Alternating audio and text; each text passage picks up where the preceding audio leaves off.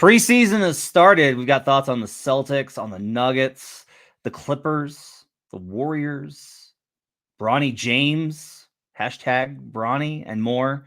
We'll talk about Charania going to ESPN, and we'll preview the Pacific Division and if the Lakers can make the playoffs again. All that and more on Locked On NBA.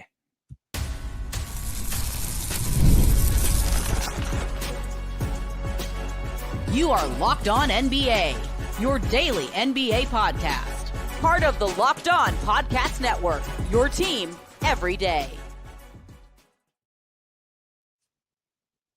Welcome to Locked On NBA, your daily source for all things NBA from the Locked On Podcast Network, your team every day. Thanks for joining us and making us part of your day, being an everydayer, hanging out with us Monday through Friday with all of our great hosts across this great show. I appreciate you guys making us part of your week and being a part of our community. You can check us out on podcast forums, wherever you get your podcasts. Leave us those 5-star reviews. You can also find us at youtube.com/LockedOnNBA, and you can leave a comment here today about any of the things that we're going to be discussing, which include the Pacific Division. We'll get into whether or not the Lakers can make the playoffs, what kind of role Bronny James is going to play for the Lakers. Spoiler, not much of one. We'll talk about if the Suns are up and if the Warriors are down, all that and more. We'll talk about Charania going to ESPN, a little media news. We'll talk about that. Plus, we'll get into some preseason takeaways on today's show. Want to let you know that today's show is brought to you by Game Time. Download the Game Time app, create an account, and use code LOCKEDONNBA for $20 off your first purchase. My name's Matt Moore. I'm the senior NBA writer for the Action Network. I'm co-host of Locked On Nuggets. And I'm joined by David Ramil. He's co-host of Locked On Heat. David, we have some preseason going on. I always think the preseason there's this like weird variance where I think if you go to the point where you're just like, none of it's meaningful, none of it matters, I'm not going to watch any of it, you can't learn anything, it's all stupid, there's no point in any of it, you've gone too far. Like, I think that there's stuff that you can notice about certain things, and we'll talk about some of those things and about certain players and what, like, how they look, etc. But you just can't, what you can't do is you can't like form an opinion that's like definitive. You can't be like, so therefore this, oh, this team looks really good right now, so I think they could win 45. No, if you're not there already, you should probably not be convinced by a preseason result of anything. You shouldn't be convinced of that, and vice versa. Like, you just shouldn't be convinced of anything. That said, I do think that there's stuff to watch from watching organized basketball to the degree that preseason is. It's more organized than summer league. The talent level is higher. So I think there's a little bit of stuff that you can glean from preseason, even if all of it comes with a huge grain of salt. That's fair. I think it's a tough kind of middle ground there because, you know, the rosters aren't fully set. You've got players that are, you know, obviously going to be able to lead their teams that aren't playing at all. You've got some teams playing, you know, mid-lane teams or even maybe in some case international teams. So it's not really a fair barometer of what this team is going to look like during the regular season. So, you know, you've got everybody kind of figuring it out and getting their rhythm, and that's fine. Like, I probably lean more towards it's hard to discern anything of real tangible substance from the preseason, because we've seen teams in the past struggle in the preseason and kind of make that flip that switch as the regular season progresses and figures it out. You still want to be at least building the right habits and kind of figuring out and giving an opportunity, most importantly, I think, to players that won't get a lot of opportunities during the regular season. So this is a good opportunity for them to be able to showcase what they bring to the NBA level and see if maybe they can stick with the team or maybe even get a role in the G League or something like that. So it is definitely an opportunity for a lot of players at the NBA level.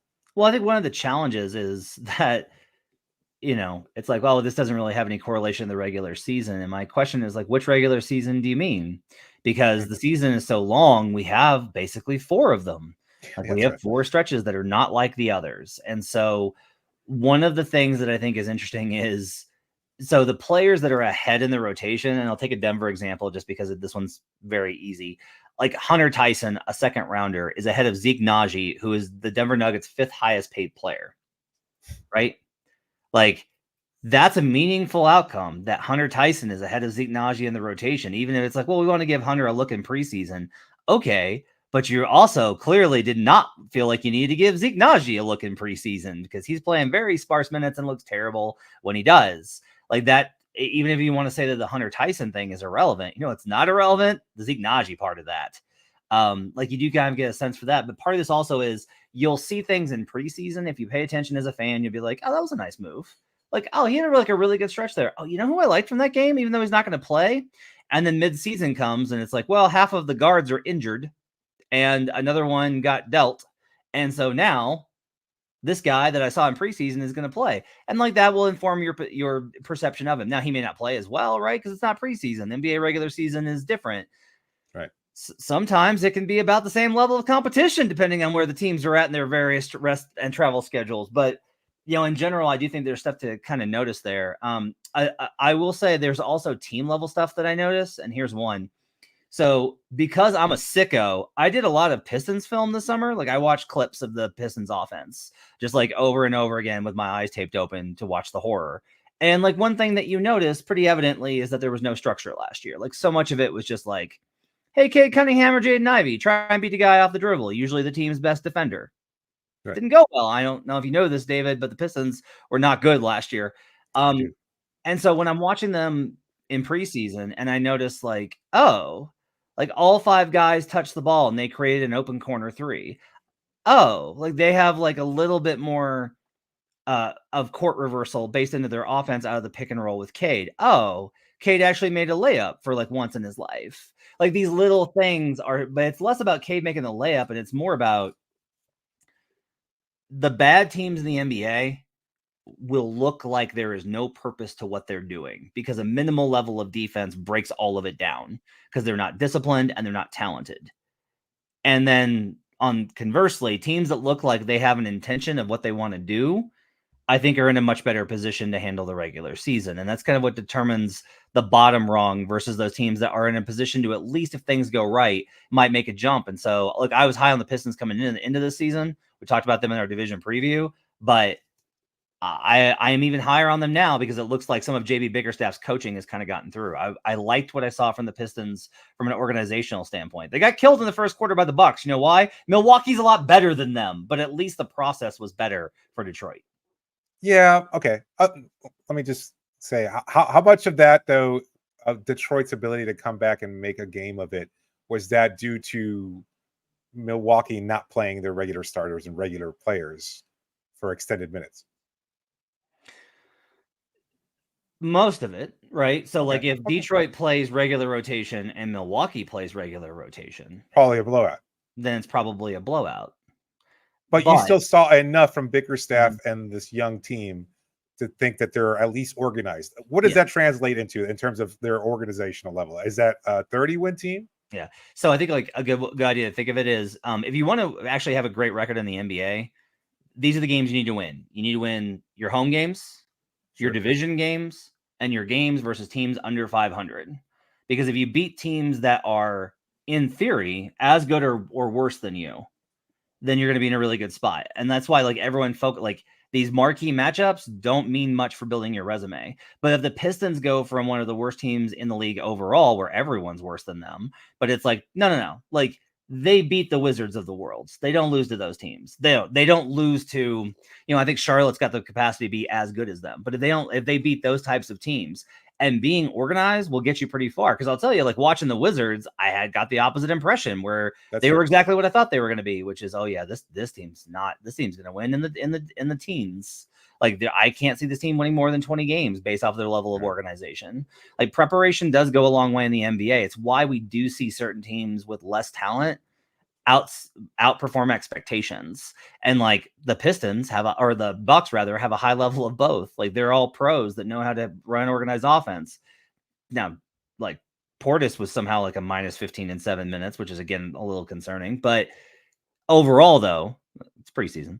But like these are the little things where it's like if you just want the capacity for Detroit to be better, this is like the starting step. I'm not expecting Detroit to look like world beaters. I want to look like they know what they're doing. Which is a significant leap from where they were last year. Right. Okay. Let's talk a little bit about up next. There's some big media news. So we're going to talk about the biggest news breaker in the NBA world going to the 4-letter network. We'll get to that up next here on Locked On NBA.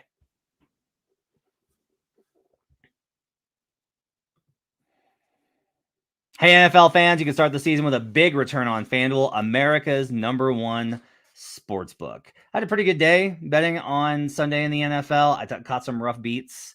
Really, that Rams, I keep betting the Rams and they just keep coming up short, but I absolutely nailed the Bears line. That was a ridiculous line that the Bears were not favored by more versus the Panthers. And there's a lot of lines in, I will say, week 6 that look absolutely just charming soft. So I'm excited to get into those. When you get a hunch in the middle of the game, you can check out the latest stats, view live play-by-play, and so much more on the same page where you place your bets. You'll get started with a $200 in bonus bets guaranteed when you place your first $5 bet. You can also bet NBA preseason, because I definitely have a bet on the Memphis Grizzlies for Tuesday night as we record this on Monday afternoon, or for Monday night, rather. That's FanDuel.com. We'll be right back on Locked On NBA.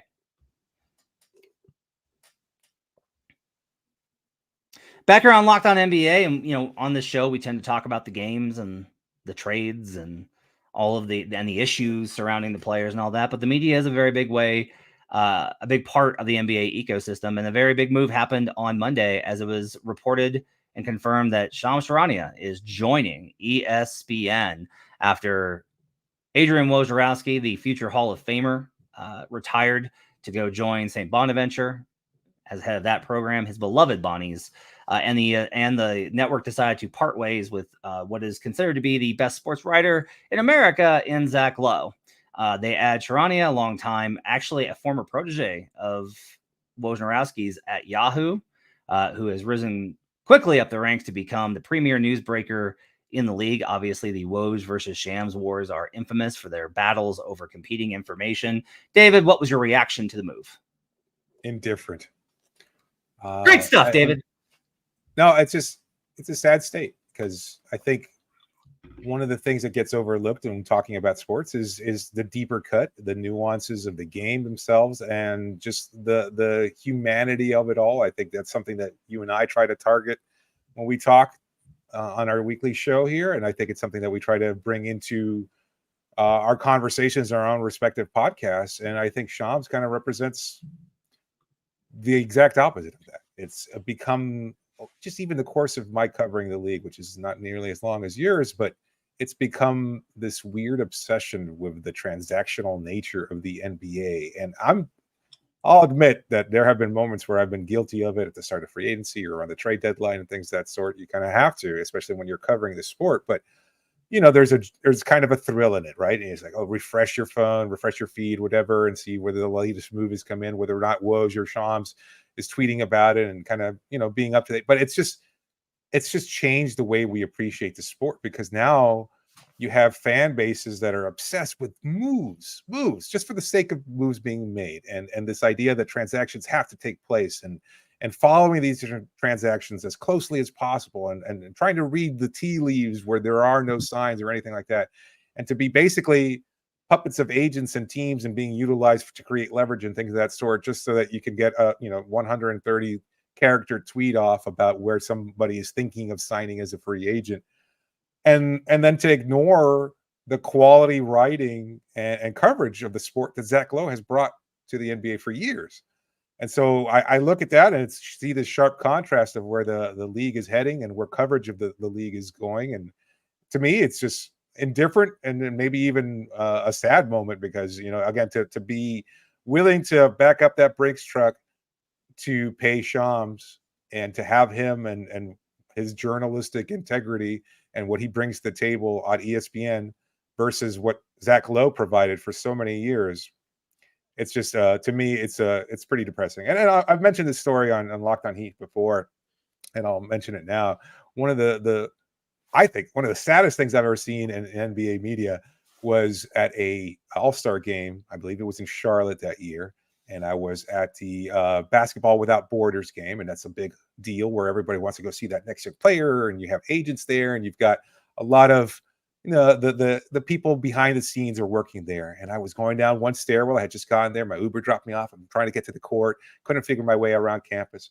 And I go down the stairwell, and there's Shams Charania with two phones in his hands, one in each hand, sitting at the bottom of this dark stairwell, just sending tweet after tweet after tweet, I guess, or taking calls or taking tweets or taking text messages or whatever. And it was something I never, ever wanted to be, when I started covering this sport, and I'm glad I'm not that person as much as he's getting paid. And I know that everybody appreciates what he does, and it's not a knock on him. He's found a niche and he wants to do it, but it must be so exhausting and taxing to be constantly on your phone like that, just for the sake of breaking news, that I think it's also watered down how news is broken and how we appreciate the sport that, I grew up loving. So to answer your question, yeah, indifferent. How do you feel about it?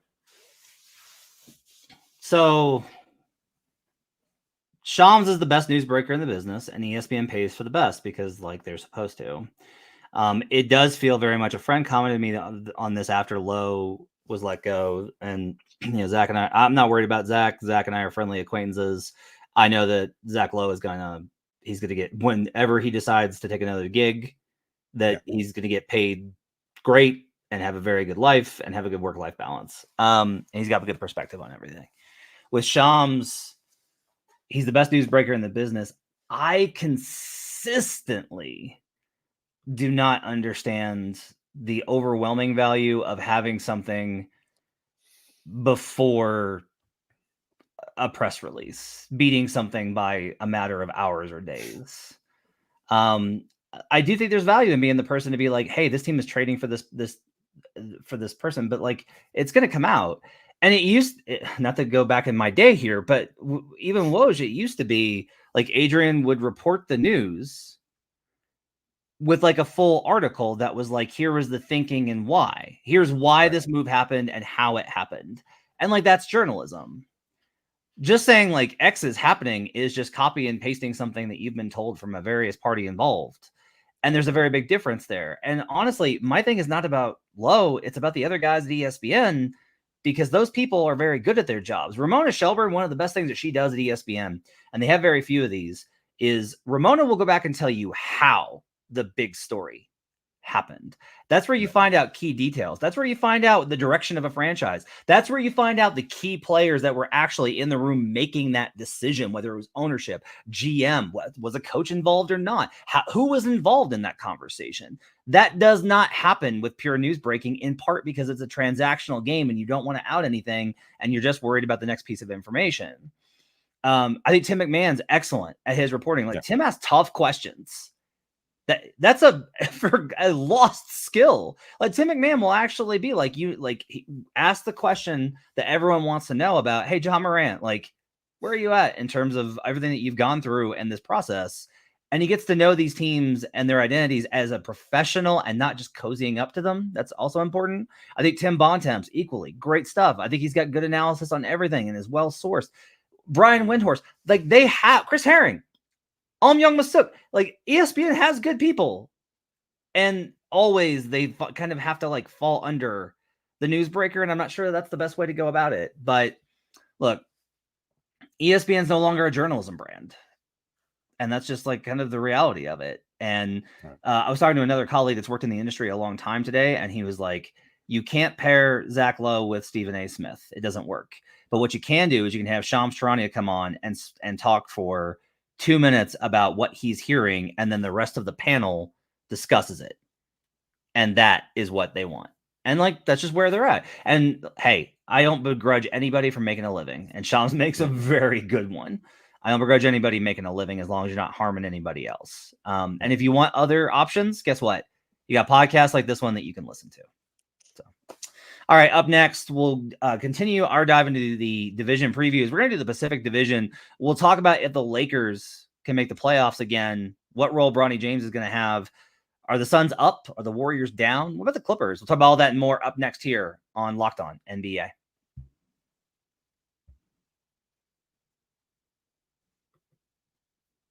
Today's show is brought to you by Game Time.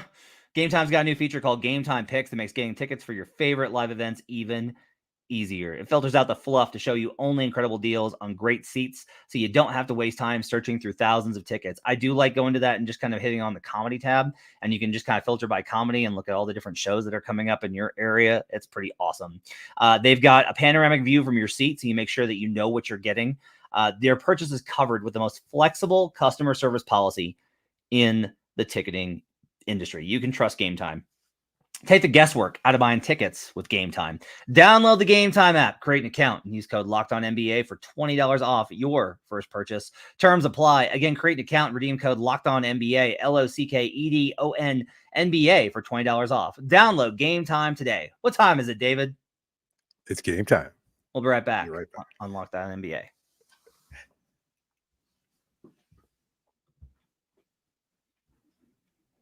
Back here on Locked On NBA. Thanks for joining us, making this party today. Appreciate you guys being with us here on a Tuesday. We're going to continue. We've been doing these division previews. You can check them out over the last several weeks on our edition of the show. And we're going to pick up today with the Pacific Division. We got 2 left and 1 after today.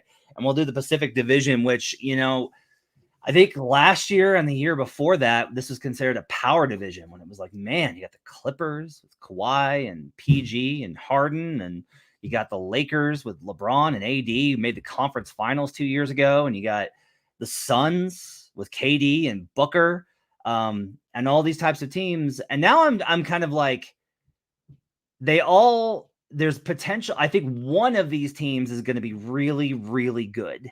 And then I think that probably the rest of them are going to be pretty mid. And it's trying to figure out which one of them is kind of the fun part. Now it's possible like 1.5, right? Where like one team's really great and then another team's like really good season.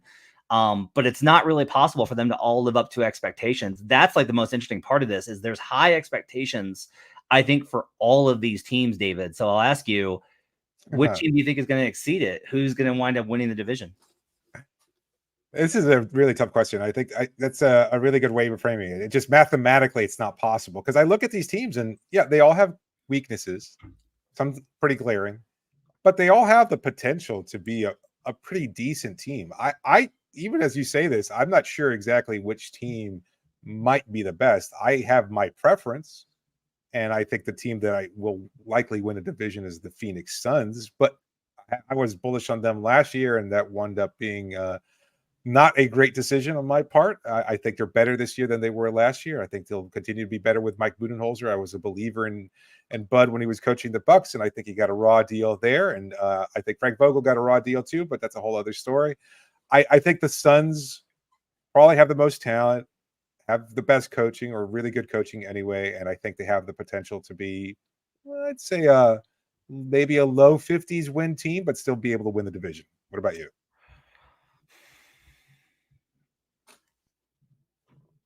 I will take the Suns. I like the roster a lot with Tyus Jones. Nurk had a really good season last year.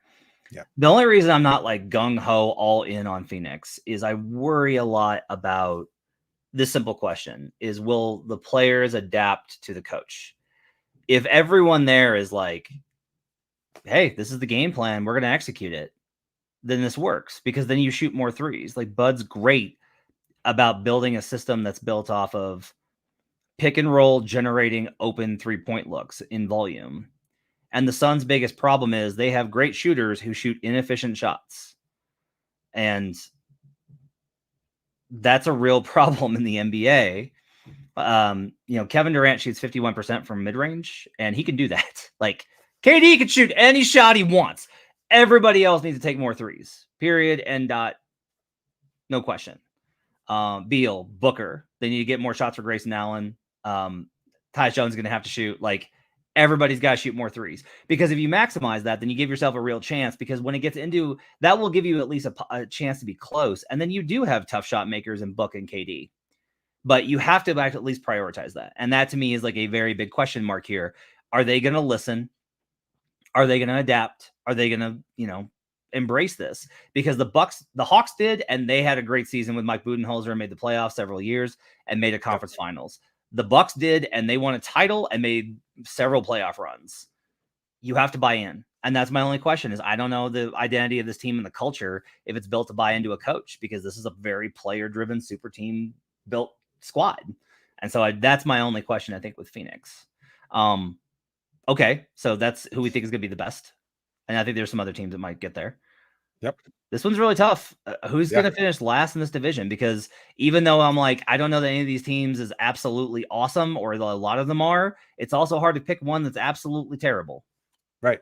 Yeah, I was just thinking that like the margin between the best team and the worst team is probably as narrow as you're going to find across any division in the NBA, and that's, I mean, that's a good thing. It's challenging for our experiment here, but it's also fun in terms of, this is probably going to be a playoff race that's going to be decided at the very last game, and a lot of these teams might be involved in that to one degree. You look at this team, I think Sacramento's improved. I think Golden State will be better even with a loss of Clay. I think it's going to be a lot more difficult than they might anticipate, but I think they've supplemented Steph and Draymond with enough players there where they'll have a different balance and attack. And I think a lot of the season will hinge obviously on Jonathan Kuminga and his ability to take a leap there. I'm kind of leaning Golden State, but then I look at the LA teams and I don't know that I have a lot of faith in the Lakers. It's not just because they're the Lakers, but LeBron James is another year older, and I think he's still going to be great. But AD just came off an Olympic run. Can he sustain his health for a full season? Can JJ Redick get the buy-in that everybody expects that he will in his first season, and with the pressure on and everything else like that? I don't think he's wrong for the job. I think it's a risk that he's taking, and it's a calculated one for him, but it's also a challenge. So I look at that team and I really don't know. But and then you look at the Clippers, and I'm not impressed with what they've got there, but I don't know that they're necessarily worse than the Lakers. So I don't know. I can't really make a decision. I'm just going to throw my hat in the ring and say the Lakers.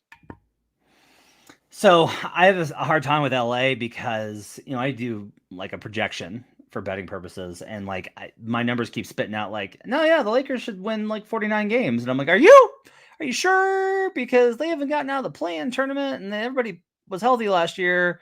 So I don't really know what to do with the Lakers, but a lot of their stuff the stuff that I value, which is like half court, how are you performing the half court, they're very good at. And the coaching upgrade should be significant, even though I think Darvin Ham got a little bit of a raw deal. I'll say the Clip.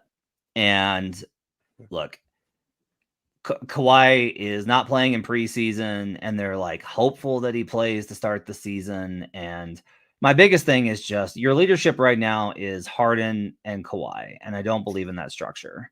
I don't think that Ty Lue has like firm control over the locker room to the degree that it's like Lue will get them through. Terrence Mann's development, I think, is kind of stalled out.